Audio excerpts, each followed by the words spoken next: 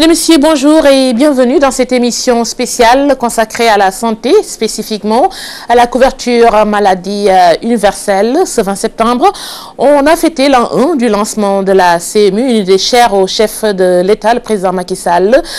Candidat, c'était son idée. Une fois au pouvoir, il l'a concrétisée. Alors, un an après, comment est-ce que la population a vécu, apprécié tout cela? L'avis des professionnels de la santé, nous l'aurons tout à l'heure. Les mutuelles par qui tout passe, mais surtout les autorités. Comment est-ce qu'elles apprécient ça? Le bilan, est-ce qu'aujourd'hui ces autorités sont satisfaites ou non de la CMU? Nous allons en parler avec qui? Le professeur Seydou Boubacar Badiane, coordonnateur de la cellule d'appui à la couverture maladie universelle. Professeur, bonjour. Bonjour Ngoné. Et merci d'être venu. Salut Faïdaf, secrétaire général du syndicat autonome de la santé. Salut, bonjour. Bonjour Ngoné. Nous avons également avec nous le docteur Marie-Khemes Ngom Ndiaye, médecin-chef région de Dakar. Docteur, la dernière fois, vous étiez là pour parler d'Ebola. Aujourd'hui, on parle de CMU. Merci pour votre disponibilité. Merci beaucoup, Madame Ngom. Mais nous sommes également avec Demba Mam Ndiaye, président de l'Union nationale des mutuelles de santé communautaire. Monsieur Ndiaye, bonjour. Bonjour Ngoné, au nom de l'ensemble des mutualistes du Sénégal. Donc, professeur, on va démarrer un peu avec vous, une question banale, mais qui a également toute son importance, puisque un an après, certains n'ont toujours pas compris qu'est-ce que la couverture maladie universelle. Oui, merci Ngoné. Permettez-moi avant tout de saluer nos téléspectateurs et saluer également les amis et collègues avec qui je partage le tableau, qui sont des acteurs clés du processus de mise en œuvre que nous avons connu pendant un an. Et enfin, remercier la TFM de nous permettre de communiquer sur la question. Voilà, qu'est-ce que la CMU? Vous l'avez dit vous-même, la couverture maladie universelle a été promise aux Sénégalais par le président de la République à partir d'un certain nombre de constats qui ont été analysés. C'est d'abord, la majorité de la population ne dispose pas de couverture maladie. Aucune. Et cette proportion est chiffrée à environ 80%. Et le corollaire, c'est que évidemment, quand les ménages, les personnes viennent pour des soins, en tout cas pour des actes liés à la maladie, elles sont obligées de payer elles-mêmes directement. Et ceci contribue à l'appauvrissement de ces ménages. Donc c'est la, disons, traduction d'une volonté politique d'augmenter l'équité face aux soins, en tout cas par rapport à l'accès aux soins, en particulier au profit des personnes démunies. Alors c'est une situation qui devrait permettre, une fois que cette couverture maladie serait rendue universelle dans le Sénégal, de garantir à tous Sénégalais sur toute l'étendue du territoire la possibilité, quand elle en a besoin, de disposer de soins de qualité, de divers types, mais de soins de qualité, à un coût le moindre possible. Mais pourquoi il n'y avait pas une autre méthode ou bien pour faire face à ces problèmes de santé dont vous venez de parler? Alors, si vous voulez, la couverture de maladie universelle et si vous voulez la forme la plus démocratique qui puisse permettre à tout le monde.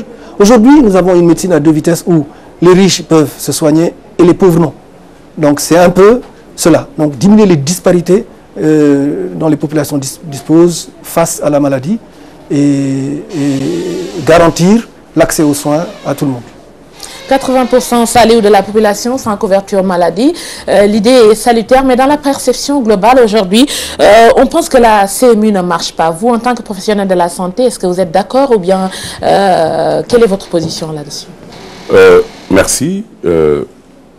Avant mes propos, je dois d'abord féliciter tous les acteurs de la santé par rapport à la riposte, par rapport à la fièvre Ebola. Et remercier aussi tous les Sénégalais qui ont participé à cette riposte. Mais je veux tout simplement dire qu'à l'époque, nous étions très clairs, nous sommes preneurs de la couverture maladie universelle. Mais nous avons dit à l'époque, il faut éviter le piège du plan Sésame. Parce qu'à l'époque, on avait créé le plan Sésame avec l'ancien régime, mais aussi on n'avait pas bien encadré le plan. Et aujourd'hui, la couverture maladie universelle est là, et ce qu'il faut dire, c'est que nous devons, nous tous, encore, retravailler sur un très bon plan de communication parce que ça marche.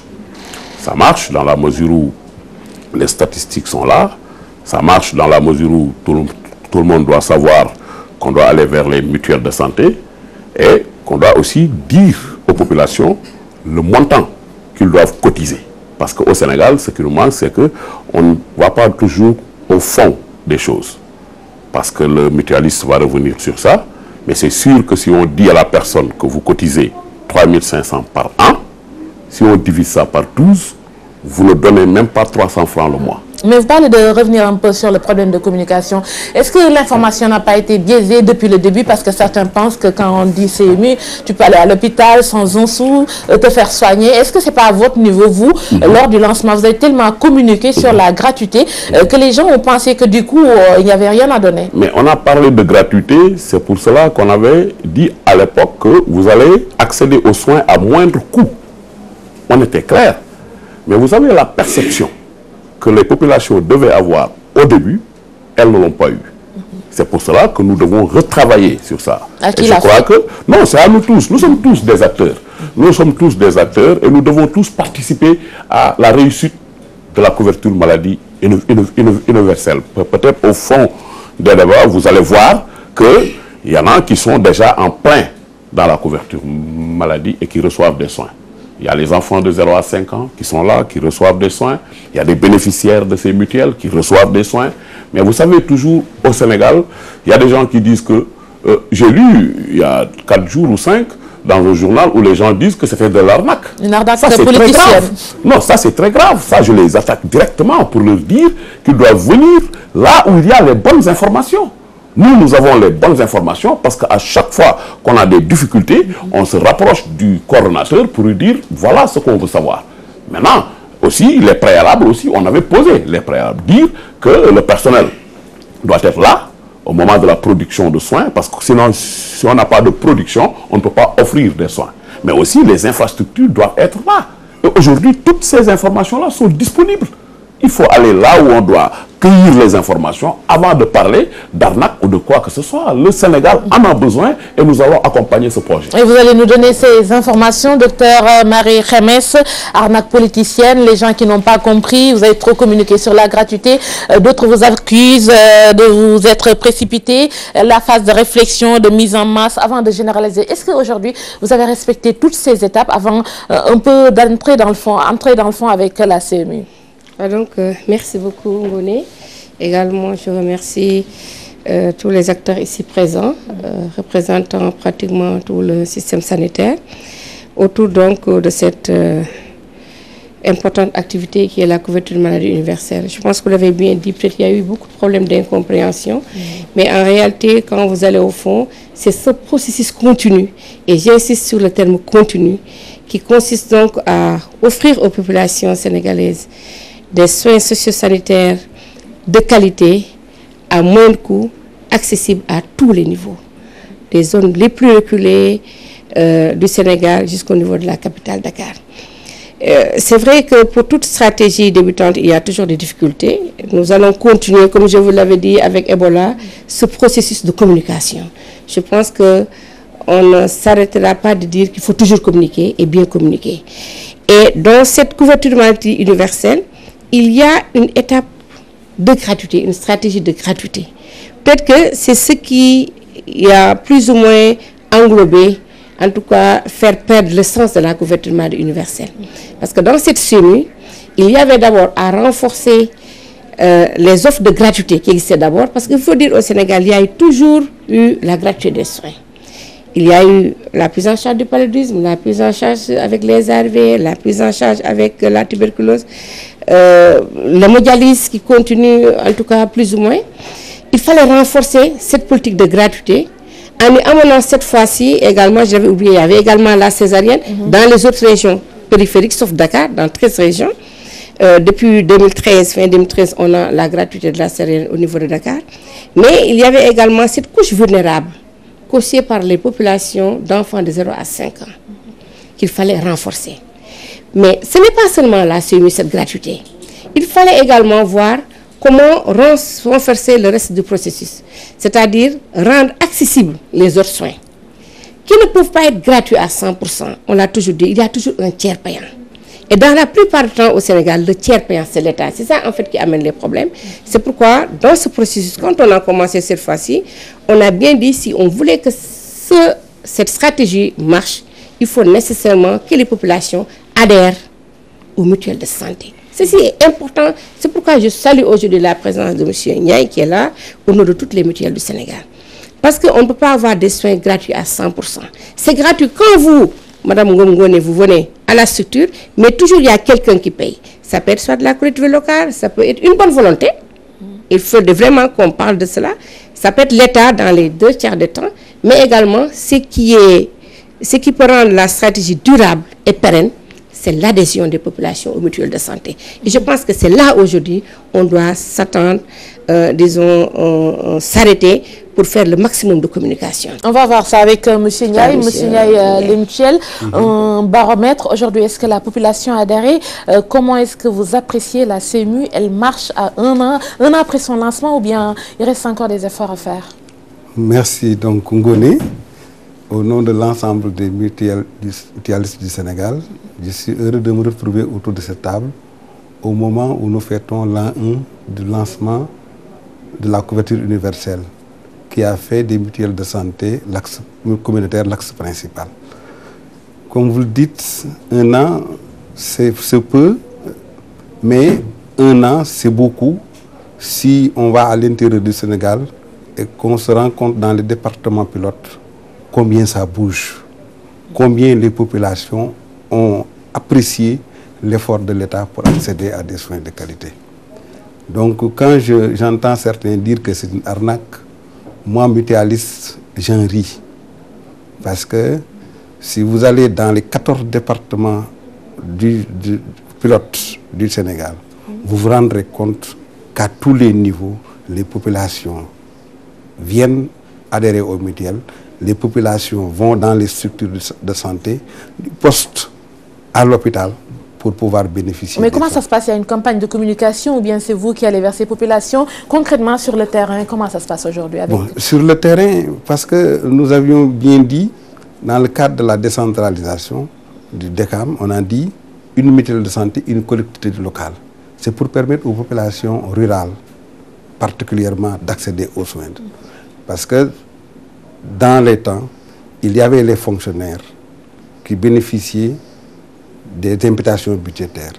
Il y avait les agents des sociétés qui bénéficiaient des IPM, qui leur permettaient donc d'avoir une couverture. Les 80% qui n'ont pas de moyens et qui constituent la grande majorité du peuple, qui se trouvent dans les fins fonds du Sénégal, n'avaient pas de possibilité pour accéder. Maintenant, avec la CMU, c'est devenu plus facile, plus accessible. C'est pourquoi, quand on verra avec les chiffres, comparativement 2012, 2013, 2014, on se rendra compte des efforts qui sont faits. On verra ça tout à l'heure, professeur. Donc, M. Daf l'a dit, il nous faut les bonnes informations. Alors aujourd'hui, un an après le lancement, quel est aujourd'hui l'état de mise en œuvre de la CMU au Sénégal? Oui, merci Ngoné. Notre stratégie a été élaborée et marché, disons, sur un trépied qui se basait sur la promotion et le développement du système mutualiste, qui est l'axe principal que Demamam a bien rappelé. Ce qu'on appelle le régime d'assistance médicale, communément appelé régime de gratuité, et un troisième axe qui concerne la maladie, l'assurance maladie obligatoire, qui est sous la responsabilité du ministère du Travail.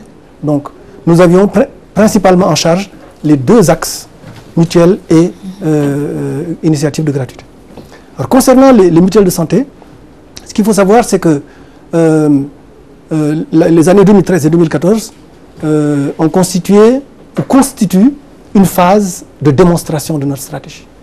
Nous sommes partis de départements pilotes, à raison d'un département par région, ça fait 14 départements, et c'est dans ces 14 départements qu'évoquait Demamam. Et vous aviez démarré par où? Nous avons 14 départements qui correspondent à l'ensemble des chefs-lieux de région, sauf Dakar, où c'est Rufisque qui a été pris, sauf Thiès, où c'est Mbour, sauf Diourbel, où c'est Mbacké, et sauf Sédhiou, où c'est Goudomp. Donc, nous avons travaillé, et les résultats que nous allons présenter sont les résultats que nous avons obtenus dans 14 départements. Il s'agissait au niveau de ces départements de construire, de mettre en place des mutuelles de santé. C'est dans chaque collectivité locale, mettre au moins une mutuelle de santé. Et dans les collectivités locales où il n'y avait pas de mutuelle de santé, ou quand elle était quand elle n'était pas très fonctionnelle, il s'agissait de la reconstituer, de la recomposer et de la dynamiser. Et de faire en sorte qu'elle marche. Et aujourd'hui, en termes de chiffres, nous sommes arrivés à construire 106 mutuelles de santé sur ces 14 départements et restructurer 20, ça fait 126. Alors, le chiffre ne parle pas de lui-même, mais quand on sait que au tout début de ce processus-là, il y a en 2011, quand on construisait les mutuelles, il ne fallait pas moins de 9 mois pour mettre en place une mutuelle. Donc c'est pour dire, aujourd'hui, nous avons contracté cette durée au maximum pour construire une mutuelle en 3 à 4 mois. Mais c'est pour dire que quand il faut autant de temps et d'énergie pour construire une mutuelle, en mettre en place 126, c'est bien. Mais aujourd'hui, est-ce que vous avez un chiffre pour les membres, 126 mutuelles, pour combien de membres en tout?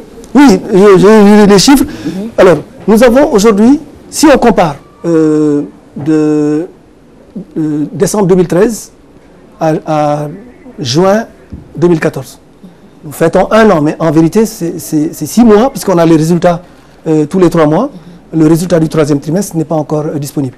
Donc, on peut partir du nombre d'adhérents des mutuelles qui est passé de 47 000 en décembre 2013 à 70 000 en janvier 2014. Et si on prend le nombre de bénéficiaires, parce que les adhérents, c'est celui qui vient s'inscrire, le nombre de bénéficiaires, c'est toute la famille qui cotise, nous sommes passés de 150 000 à 178 000 bénéficiaires des mutuelles de santé, c'est-à-dire qui sont aujourd'hui, qui bénéficient des services des mutuelles de santé. Et ça encore, c'est quand même quelque chose qui est important. Surtout que l'on sait que c'était une phase de démonstration. Alors nous avons fait quelques constatations, c'est que dans les zones où les mutuelles de santé, les populations ont bénéficié sur le plan local d'un leadership très fort, au plan de l'accompagnement et de l'appui d'un partenaire qui sur le plan technique et sur le plan financier accompagne, et d'un appui conséquent de l'État et d'un suivi, eh bien partout nous avons eu d'excellents résultats. Mais 178 000 professeurs, est-ce que ce n'est pas encore peu par rapport à vos objectifs? C'est encore très peu. C'est encore très peu, mais il faut opposer, si vous voulez, en termes de résultats, le système mutualiste et le système de gratuité. Autant les gratuités ont un effet immédiat. Le président de la République a dit, à partir du 1er octobre, gratuité pour les 0,5 ans, pour les enfants de moins de 5 ans. Ça a été appliqué et tout de suite, on peut voir les résultats au bout de 3 mois. Pour les mutuelles de santé, il y a tout un processus dont on ne peut pas faire l'économie, qui est de construction des mutuelles. Et aujourd'hui, nous sommes sur 14 départements. Nous allons passer à 28, 2 départements par région, ainsi de suite. C'est ainsi que la première phase est nécessairement plus longue et lente. Et après, le processus va exploser en exponentiel. Et également, oui, je voudrais dire que, en termes d'enrôlement, nous allons immédiatement enrôler les bénéficiaires des bourses de sécurité familiale. Vous savez, cela fait partie de la stratégie. Et nous avons travaillé avec la délégation qui nous a fourni la base, dont nous avons extrait les éléments qui nous concernent. Et vous savez, cette base, c'est 50 000 personnes, multipliées par 8 que comptent les membres de la famille. Ça va nous d'ici à la fin de l'année, vous allez voir, nous serons capables de vous donner des chiffres encore plus importants. Docteur Marie-Khemesse Ngom, 178 000 adhérents. Est-ce que c'est le secteur informel qui est si difficile à gérer ou bien pourquoi on en est à ce résultat? C'est vrai que c'est un système qui est très difficile parce qu'il n'est pas bien organisé pour le moment. Et je pense qu'on l'a toujours dit, même quand on lançait le plan Sésame. C'est un secteur qui ne peut pas être organisé simplement par le ministère de la Santé et seulement par notre ministère donc, de tutelle. C'est pourquoi je pense que je l'ai toujours dit, en tout cas, plusieurs acteurs l'ont dit, il faut aller vers la multisectorialité. Il faut travailler avec d'autres secteurs, la décentralisation avec les collectivités locales. Il faut travailler avec la communauté. Les populations elles-mêmes doivent adhérer fortement donc, à cette stratégie. Il faut également travailler avec un ministère également très très important, le ministère de la femme et de l'enfance. Est-ce que vous en êtes avec ce travail? Je pense qu'on a toujours travaillé, même en dehors de cette couverture maladie universelle, je l'ai toujours dit, parce que je l'ai dit une fois, la santé s'écrit maintenant avec S majuscule. Nous seulement acteurs de santé, on ne peut pas résoudre tous les problèmes. Il faut aller donc en multisectorialité et maintenant, à l'intérieur de ces secteurs, avoir plusieurs disciplines. Donc aujourd'hui, il ne faut pas s'attendre à une adhésion forte des populations si on ne va pas vers ces populations faire une communication de proximité. Je pense aujourd'hui c'est ce qui manque. Les mutuelles sont là, mais pourquoi les mutuelles n'adhèrent pas? Une Une fois, lors d'une cérémonie, on m'a posé la question, docteur, si on adhère à la mutuelle, combien on va nous prêter? Donc, vous voyez cet amalgame, cette confusion, parce que la population, enfin pour une bonne partie, pense qu'aujourd'hui, il s'agit de mutuelles commerciales, alors qu'il s'agit de mutuelles communautaires, de mutuelles qui s'occupent donc de social, qui s'occupent donc de santé. C'est pourquoi vraiment nous lançons un appel à cette association nationale des mutuelles pour aller vers les populations. C'est vrai, aller à la télé, aller dans certaines radios, mais je l'ai dit tout à l'heure, aller vers les radios communautaires de base. Et en plus de ces radios également, aller dans les cérémonies. 3500 pour qu'on prenne soin de vous toute une année. Moi, je pense qu'aujourd'hui, on devrait être à des millions de personnes qui ont déjà adhéré à cette mutuelle. Comme je vous l'ai dit, il y a encore des problèmes d'incompréhension. Il faut dire également, il y a des mutuelles qui étaient là et qu'il y a eu des mutuelles où il y a eu beaucoup de malversations financières, il y a eu donc un manque de confiance et finalement, les populations n'adhèrent plus. Ce qu'il faut aujourd'hui, je l'ai dit, aller vers ces populations. D'abord, nous, familles. Commençons d'abord à nous organiser. Aujourd'hui, vous savez, au Sénégal, c'est une personne pratiquement qui travaille pour toute la famille. Quand il y a une ordonnance, on appelle dans tous les sens. Comment faire aujourd'hui déjà au niveau de cette cellule familiale qu'on commence à s'organiser. Ensuite, au niveau de la famille élargie, dans la communauté, etc., etc. Et dans les secteurs purement informels, voire par exemple dans l'association des paysans, des éleveurs, des pêcheurs, comment les organiser avec leur ministère de tutelle. Je pense que c'est fort de tout cela qu'on pourra vraiment avoir une forte adhésion et expliquer aux personnes également l'intérêt de cette adhésion parce qu'au Sénégal également, on ne prépare pas la maladie. Aujourd'hui, on peut préparer la Tabaski, nous sommes des femmes, on peut préparer Noël, on peut préparer surtout nos mariages, toutes les cérémonies, mais on ne prépare pas la maladie. En réalité, comme disent même enfin, les Olofs, boy wax sax dañ naan ah bu fi gàngat feebar. C'est vrai. Kenn du cotiser pour de wax yàlla naa feebar. Mais il faudrait qu'on explique aux gens que tant qu'il y a vie, il y aura maladie, tant qu'il y a vie, il y aura la mort. Je pense qu'il faut aller vraiment vers cette explication et aider à une forte adhésion des populations. Et ça allait au niveau des hôpitaux, vous l'avez dit tout à l'heure, le plan Sésame qui vous a causé à un moment donné énormément de problèmes. Aujourd'hui, la CMI, comment est-ce que vous avez pu gérer cette fois? Est-ce que vous n'avez pas vécu les mêmes difficultés ou bien l'État a pris les devants pour cette fois? Non, cette fois-ci, je crois que ça ne va pas être la même chose. Mais à l'époque, on avait dit, quand le président Macky Sall avait parlé de CMU, on avait dit qu'il y a des préalables. C'était quoi? C'était de finir d'abord les chantiers inachevés. Aujourd'hui, hier j'ai parlé avec la directrice de la DIEM, m'a dit qu'il y a le centre de santé de Yeumbeul, de Goudomp, de Mékhé, de Médina Gounass, de Samine qui sont presque terminés. Ça, c'est important. Parce que d'abord, il nous faut les infrastructures. Aujourd'hui, Fatick a ouvert ses portes, ça va commencer graduellement. Et aujourd'hui, si je vous dis que depuis juillet, la maternité de Dantec a repris les travaux, on a repris les travaux au sein de la maternité. Nous, on parle de l'accès d'abord dans les structures. Maintenant, par rapport au plan Sésame, c'était quoi? Mais le personnel au-delà des infrastructures. Oui, il y aura le personnel parce que d'abord, en 2014, le président nous a promis 1000 agents de santé. Mais aussi, là où j'ai beaucoup aimé, c'est que les 500 iront à l'intérieur du pays. Et ça, je l'ai dit, j'ai dit que personne ne protégera personne. Il faut aller, le Sénégal, ce n'est pas Dakar. Il faut que les gens sortent aussi. Quand les sages-femmes seront à l'intérieur, on va finir avec l'accouchement à domicile. Exemple. Donc aujourd'hui, si on voit que aussi depuis les 0 à 5 ans aussi, si on voit que près de 700 000 enfants ont été vus par les médecins, ça rassure. Et maintenant, comment on paye à l'hôpital ou au centre de santé? Il y a des prépositionnements. Par exemple, si on calcule les indices, on dit qu'on laisse 30 millions à Ogui, on laisse 30 millions à Dantec, on laisse 19 millions dans les centres de santé, mais ceux-là, ils vont commencer à travailler et à régler le problème de l'argent. Donc, il n'y a pas de problème. Par rapport au plan Sésame, à l'époque, on avait 1 milliard pour 650 000 personnes âgées. Et quand vous faites la division, chacun avait presque 1522 francs. Et qu'est-ce qu'ils avaient comme maladie? La prostate, l'hypertension, l'hémodialyse et tout ça là. Donc c'était trop cher.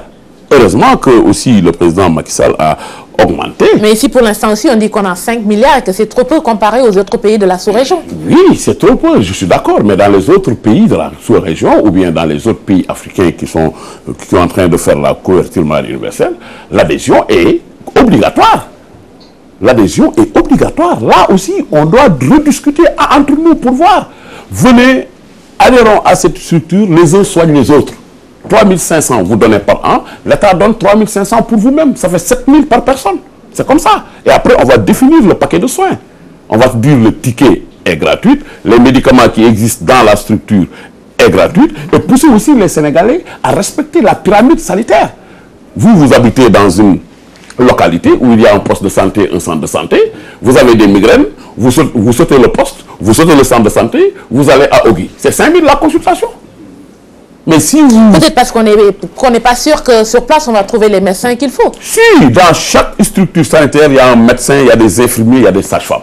C'est ça la réalité. Il faut que les Sénégalais aient confiance à leur système de santé. Parce que aussi, on ne peut pas ouvrir un poste de santé et ne pas avoir un infirmier chef de poste.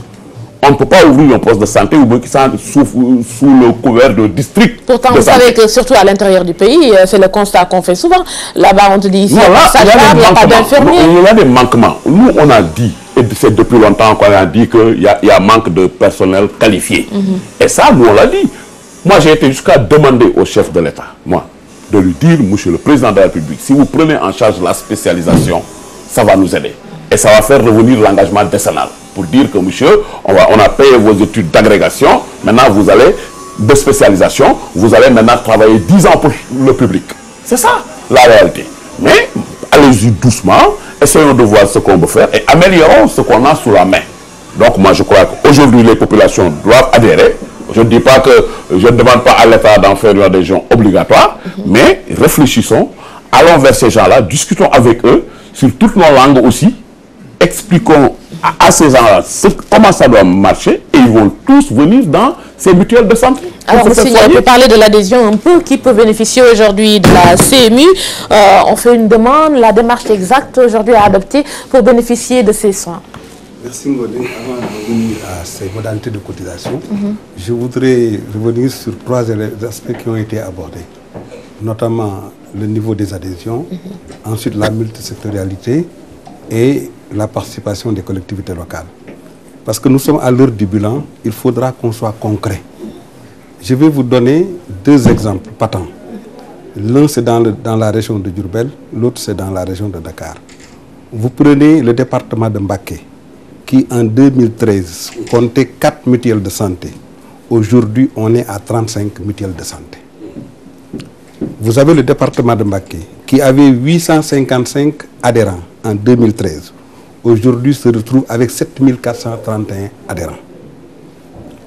Et en 2013, il n'y avait qu'une seule mutuelle dans la commune de Mbacké, 3 mutuelles de santé dans la commune rurale de Touba Mosquée, aucune mutuelle dans les collectivités locales. Aujourd'hui, toutes les collectivités locales de Mbacké comptent chacune une mutuelle de santé. Mais qui gère ces mutuelles ou bien chaque personne peut se lever? C'est ça l'importance. C'est des mutuelles communautaires. Aujourd'hui, Madame Dr Khames a parlé de malversation. Aujourd'hui, ce n'est pas des individualités qui se lèvent pour mettre en place une mutuelle. C'est des mutuelles communautaires où le caractère multisectoriel dont elle a parlé se retrouve. On part d'un CRD, ensuite un CDD, où toutes les parties prenantes de la société sont là. On met en place un comité de suivi. C'est le comité de suivi qui organise les assemblées générales, où on met en place des comités d'initiative. Ces comités d'initiative sont accompagnés par l'union des mutuelles, par le développement communautaire, par l'action sociale, par les autorités administratives, par les maires, aujourd'hui, hier, les communautés rurales.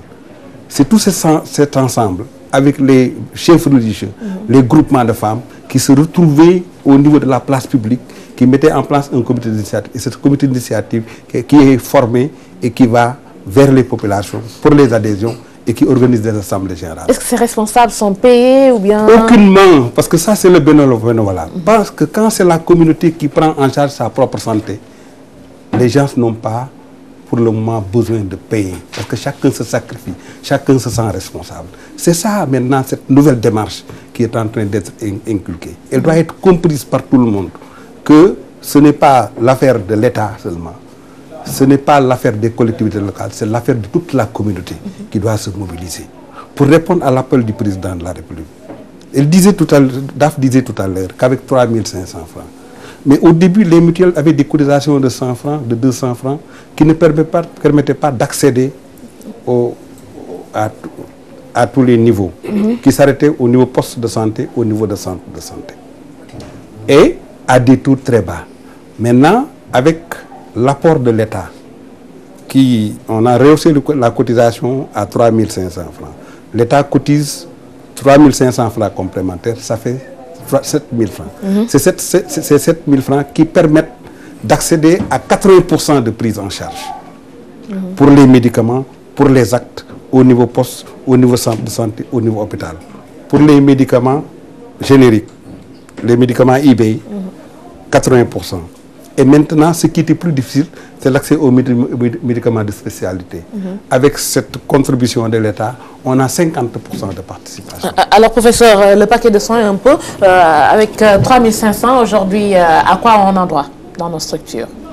Alors, le paquet de soins offert par les mutuelles de santé est plus important que le paquet de soins offert par les initiatives de gratuité, heureusement, parce qu'il y a une cotisation. Mais ce paquet de soins concerne essentiellement les principales maladies qui sont responsables de la plus grande raison de consultation, la plus grande raison d'hospitalisation et de mortalité. Elle permet une prise en charge complète de toutes les prestations qui sont possibles au niveau des postes et centres de santé. Quelle maladie spécifiquement? Le paludisme ou bien? Nous pensons que ce n'est pas bien de le présenter comme ça, parce que la personne qui va à l'hôpital ne sait pas si elle a le paludisme ou pas. Si on leur dit le paludisme c'est gratuit et la tuberculose c'est pas gratuit, si vous allez là-bas on vous dit ah vous devez payer, c'est un peu difficile. On préfère dire aux gens par niveau, ici quand vous venez vous ne payez pas du tout. Toutes les pathologies qui sont capables d'être prises en charge au niveau des postes et centres de santé sont prises en charge jusqu'à concurrence de 80%. Alors la personne qui en a besoin avance les 20% et elle bénéficie des soins. Et la mutuelle de santé par un système de compensation, etc.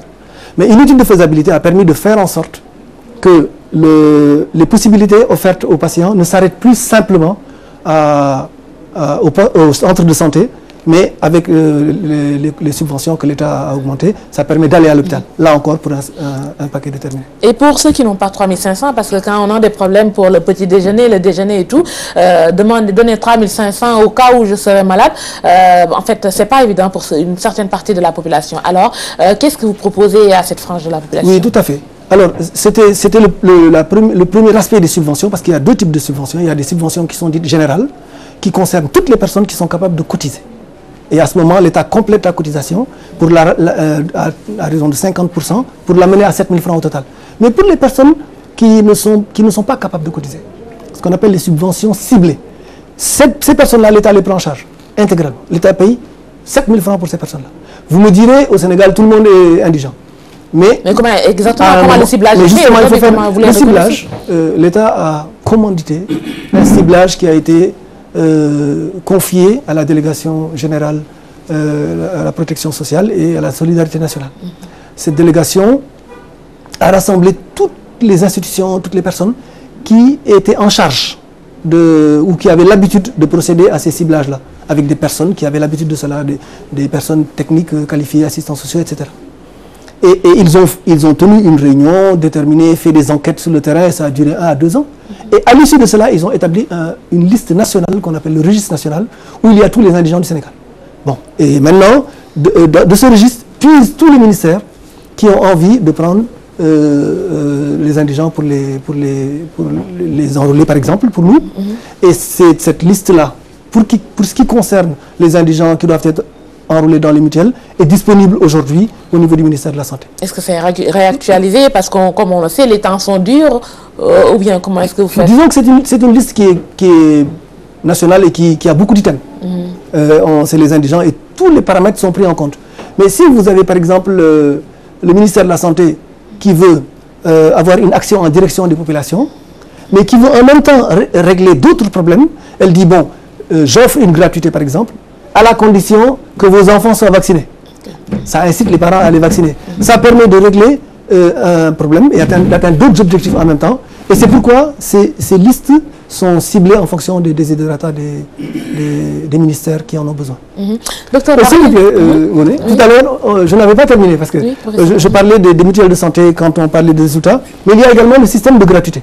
Et là, je voudrais également donner des chiffres concernant... Oui, allez-y, c'est important. Voilà. D'abord, l'initiative de gratuité des enfants de moins de 5 ans, qui est une... de toute... Khemes l'a dit tout à l'heure, il y avait un bon nombre d'initiatives de gratuité avant, et il y en a une nouvelle qui a commencé le 1er octobre l'année dernière, en même temps que la CMU, et c'est l'initiative donc de gratuité des enfants de 0 à 5 ans. Aujourd'hui, si on fait le décompte des personnes qui ont été, des enfants qui ont été vus, ça va chercher depuis octobre, le 1er octobre, 666 000 et quelques des enfants qui ont été vus en consultation gratuite. Si on parle des vaccinations, c'est plus de 318 000 et des hospitalisations, plus de 58 000.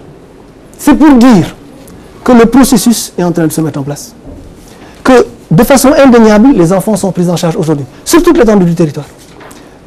J'entendais aujourd'hui une interview du médecin-chef de région de Matam qui disait qu'effectivement, eux, ils avaient constaté que le fait que les enfants aient pu venir gratuitement avait un impact qu'ils avaient noté sur la mortalité infantile. Et ça, c'est très important. Professeur, est-ce qu'il y a de l'argent pour tout ça, gratuité de la césarienne, les enfants de 0 à 5 ans, aujourd'hui, le plan Sésame, CMU, est-ce que l'État peut gérer tout ça? Oui, il y a de l'argent. Permettez-moi de terminer avec les initiatives de gratuité. Elles concernent les césariennes. Les césariennes, aujourd'hui, nous avons 6157 sur le premier semestre de femmes qui ont été césarisées gratuitement. Si on prend l'année dernière, sur toute l'année, on avait à peu près le même chiffre. Alors, évidemment, ces gratuités posent problème. Il y a des incompréhensions, une harmonisation de la pratique des différents hôpitaux, etc. C'est vrai. Et nous arrivons progressivement à harmoniser tout cela. Aujourd'hui, pour les césariennes, ça a été harmonisé. Pour les enfants de moins de 5 ans, ça a posé moins de problèmes. Mais c'est pour dire que de façon indéniable, vraiment, effectivement, cette politique de gratuité est en place sur toutes les territoires. Et pour le plan Sésame, les problèmes ont été résolus? Alors justement, c'est le plan Sésame qui posait le plus de problèmes, puisque Saliou Faïdaf l'a montré tout à l'heure. C'est une initiative extrêmement heureuse qui a été saluée par toutes les personnes âgées. Mais évidemment, on a trop embrassé et par conséquent mal étreint. Toutes les maladies étaient dedans et toutes les personnes sans ciblage aucun étaient englobées dans ce montant qui était alloué. Évidemment, cela a donné au bout d'un an, il n'y avait plus d'argent avec les problèmes qu'on a connus. Est-ce qu'il y a un plan de relance? Justement, il y a un plan de relance et ce plan de relance est élaboré et il va entrer en application avec un renforcement des lignes budgétaires. Et aujourd'hui, et surtout, et ça je le dis en direction de Saliou Faïdaf, il y a un plan d'appurement de la dette.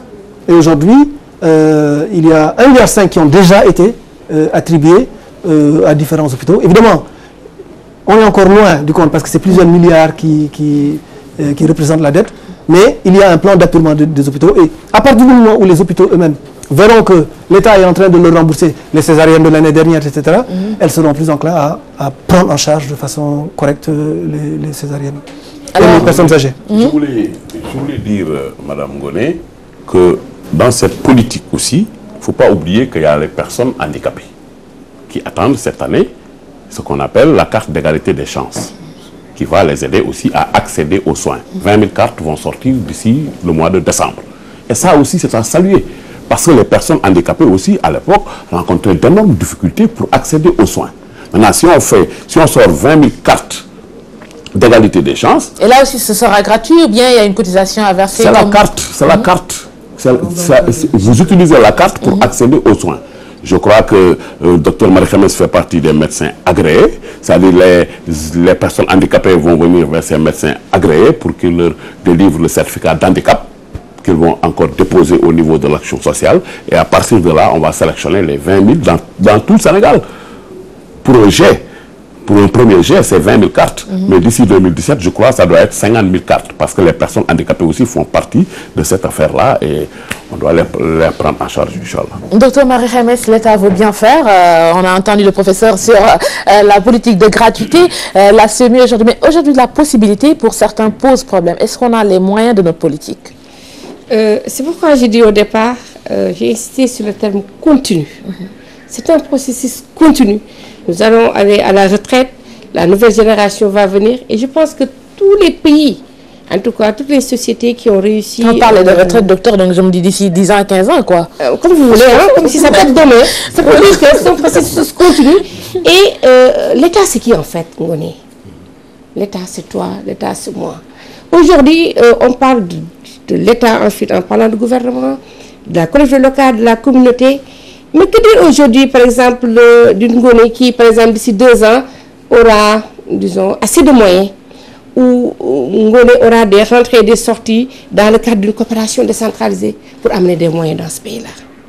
Cette couverture maladie universelle, c'est un processus continu.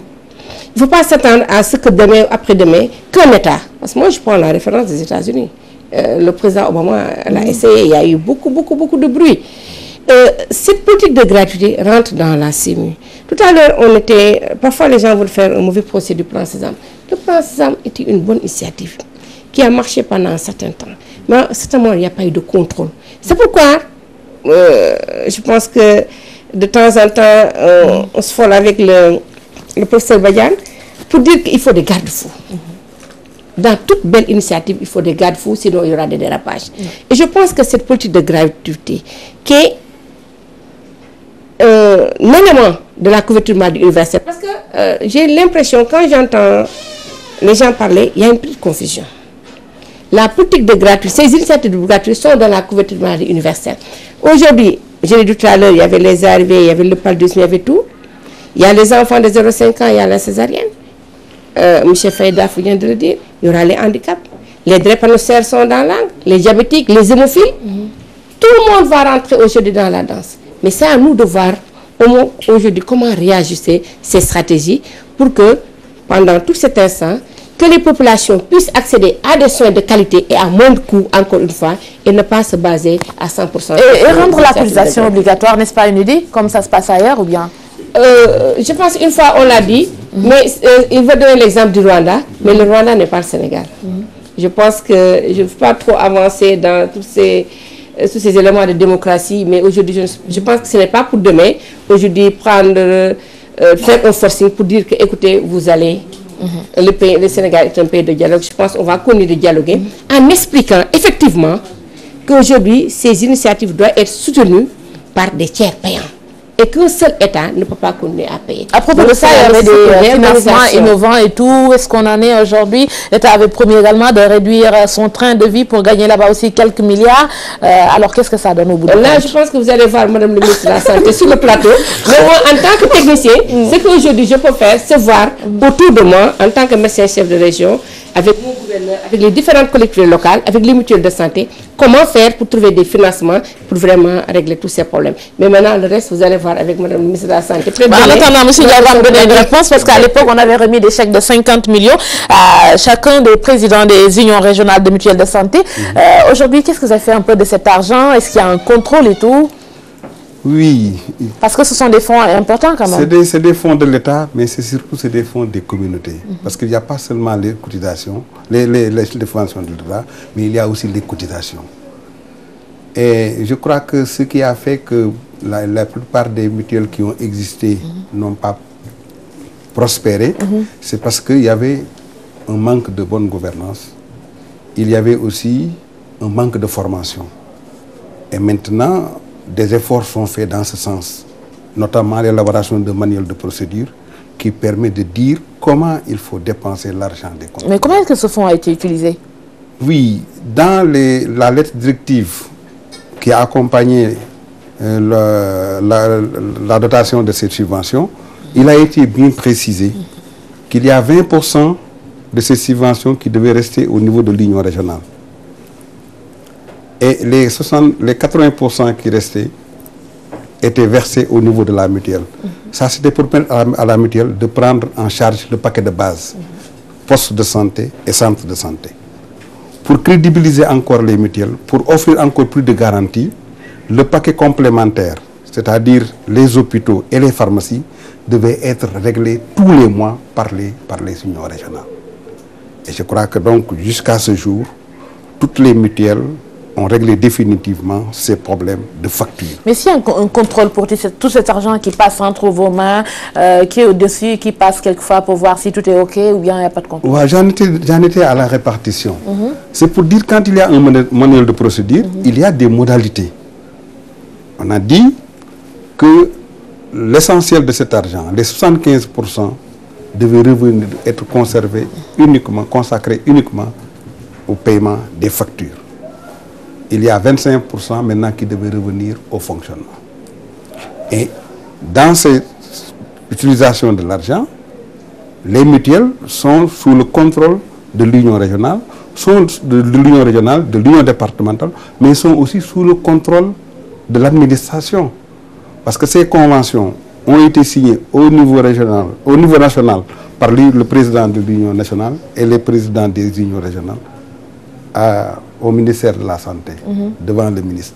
Mais au niveau de chaque région, les conventions ont été signées entre les mutuelles de santé et les unions régionales en présence des gouverneurs et des préfets qui ont contresigné.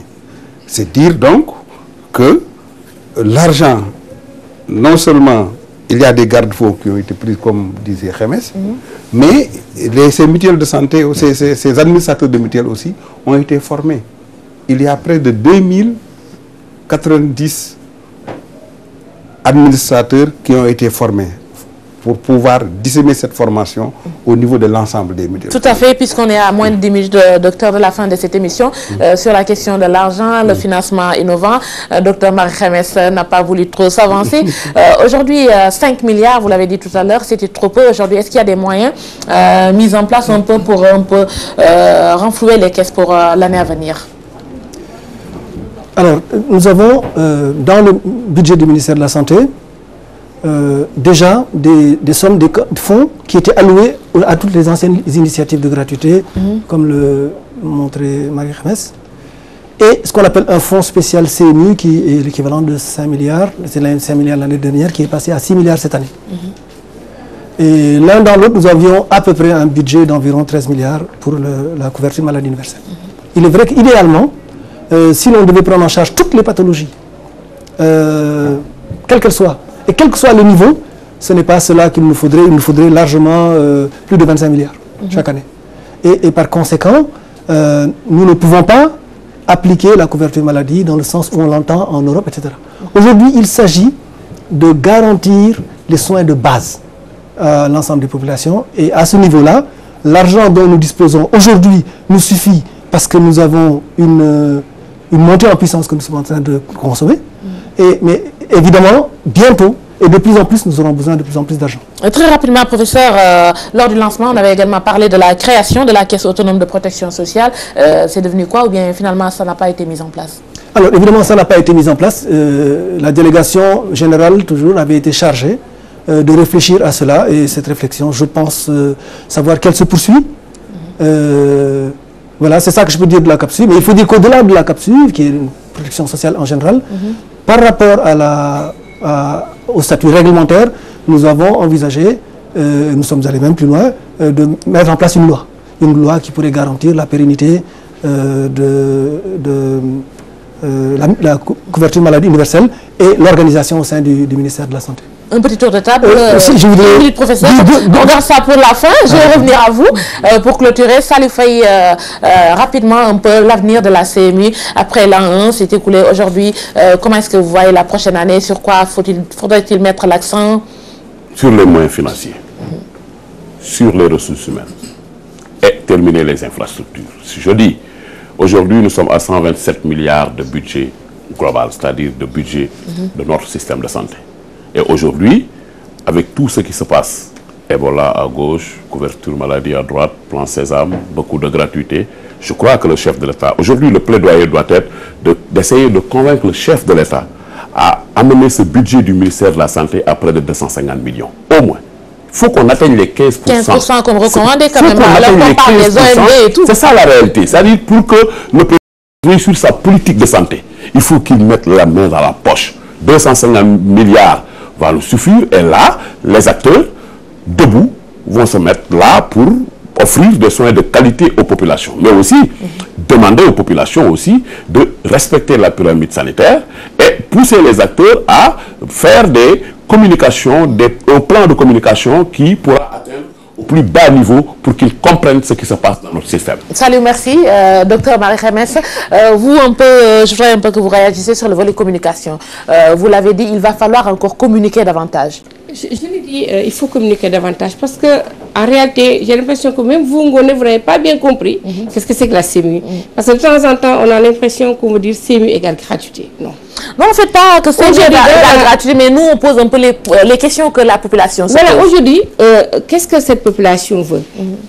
Un Sénégalais lambda, en tout cas, ou bien un étranger vivant au Sénégal, pour que cette personne puisse aller dans une structure de santé, quel que soit le niveau, poste de santé, centre de santé, hôpital, avoir des soins de qualité à moins de coûts. Ce qui se passe réellement, on vient dans la structure, on met le malade, avant même de toucher le malade, qu'est-ce qu'on dit? Qui paye? C'est ça qu'on veut enlever aujourd'hui du système de santé. Parce qu'en réalité, on a beaucoup de débats avec cela. On s'est rendu compte, c'est parce que tout simplement, il y avait des problèmes de recouvrement. Aujourd'hui, le gros problème est là. Quel que soit aujourd'hui la stratégie qu'on mettra en place, si on ne règle pas le problème du recouvrement et des consultations et des médicaments, on aura de sérieux problèmes. Maintenant, comment faire? C'est toute une réflexion. Tout à l'heure, il y a l'impression que vous avez dit, moi, je n'ai pas l'habitude de fuir les questions. Le train de vie de l'État ne m'a pas amené ici. Moi, je suis là pour des questions techniques. Dans un autre domaine, vous allez voir que je ne suis aucune question. Mais je dis ce qui est important, que vous, communicateurs, que les autres acteurs, que les populations puissent comprendre que ce n'est pas seulement l'affaire d'un État en parlant de gouvernement. Et que c'est un processus continu. Il faudrait que les Sénégalais, il vient de Diourbel, de temps en temps, on m'appelle même de ma région pour me dire une personne à l'hôpital, comment faire? Et c'est l'occasion de remercier tous les acteurs, les docteurs d'hôpitaux, les médecins-chefs de district, les infirmiers, même un infirmier qui a à Ziguinchor, j'appelle, il peut résoudre un problème. Mais comment faire pour ne pas appeler et qu'à l'instant T même, qu'on puisse régler ce problème de santé comme cela se passe dans les autres régions. Donc pour cela, il faut nécessairement, parce que nous, aujourd'hui, nous avons augmenté la demande, mais il faut régler le problème de l'offre. En quoi faisant? Tout simplement, il faut renforcer tout le système de santé en personnel qualifié, c'est important, en personnel de soutien, augmenter, renforcer, élever le plateau technique, mais également réhabiliter ou même construire, en tout cas, faire de telle sorte qu'il y ait une accessibilité aussi bien géographique et financière. Et ça, c'est l'affaire de tous. Tant qu'on sera là en train de dire qu'il y a un an, un président avait dit cela, il y a 5 ans, l'autre président avait dit l'autre chose, on ne terminera pas avec la couverture de maladie universelle, qui depuis 1960 est là, mais avec un processus continu et qu'il va falloir vraiment réajuster. Alors, dans la continuité, M. Ndiaye, merci docteur pour les pierres. Dans la continuité, qu'est-ce que vous allez faire un peu? Bon. Docteur l'a dit tout à l'heure, il faudrait un peu aller vers les populations quand même. Est-ce que vous avez un plan, un programme? Oui, et je disais que quand vous dites qu'est-ce qu'il faut faire, je dis il faut d'abord qu'il y ait une offre conséquente. Pour la prochaine année, en fait, plutôt, puisque déjà... Une offre conséquente, parce que nous sommes des facilitateurs. Si l'offre n'est pas là, on ne peut pas faire le travail correctement. Donc le premier aspect, c'est une offre conséquente. Ensuite, maintenant que le plateau technique que nous offrons aux populations est intéressant, il faudrait qu'il y ait une bonne communication pour que les populations sachent que leur intérêt est d'adhérer au mutuel. L'autre, c'est la formation. Parce que comme vous avez dit, l'État a injecté, les populations ont cotisé, il faut que les administrateurs soient bien formés pour pouvoir gérer correctement. Et enfin, il faut que les collectivités locales aussi. Parce que l'État, c'est un tout global. Mais la santé étant une compétence transférée, il faudrait que les collectivités continuent à appuyer pour que, comme on a dit, une mutuelle de santé, une collectivité locale, que la collectivité locale s'implique dans la marche de la mutuelle. Alors, professeur, le mot de la fin un peu sur la CMU, son importance aujourd'hui dans l'atteinte des OMD. Très rapidement, on a une minute, on me signale qu'on est à la fin de l'émission. Oui, en une minute, il va être difficile de dire des choses. J'aurai quelques observations sur des choses qui sont dites, mais on le fera la prochaine fois. Inch'Allah. On a toute la semaine pour parler de CMU à TFM. Très bien. Bon, je pense que la couverture maladie est un long processus qui se construit et il faut aujourd'hui prendre acte de ce que nous avons fait en un an. Et aujourd'hui, nous sommes relativement satisfaits de ce qui s'est fait en un an. Il y a encore des tas de choses à corriger. Nul doute que nous les corrigerons. Les initiatives de gratuité sont une réalité dans les pays. Donc nous appelons les mamans, les personnes enceintes à présenter leurs enfants dans les différentes formations sanitaires pour pouvoir bénéficier de ces structures, de ces prestations-là. La mutualité marche. Elle marche dans les endroits où les gens sont appuyés. Il faut donc les appuyer partout et étendre. La phase de démonstration que nous avions développée en 2013 et 2014, aujourd'hui, nous a convaincus du fait que c'est une bonne stratégie, nous allons y aller. Merci professeur pour la disponibilité et du courage pour le travail. On était avec le professeur Seydou Boubacar Badiane, coordonnateur de la cellule d'appui à la couverture maladie universelle, mais également monsieur Daf, Salif Faydaf, secrétaire général du syndicat autonome de la santé, docteur Marie-Khemes Ngom Ndiaye, médecin-chef région de Dakar, et Demba Mam Ndiaye, président de l'Union nationale des mutuelles de santé, communautaires. Merci à vous, mesdames, messieurs, merci de nous avoir suivis. À très bientôt pour une autre émission.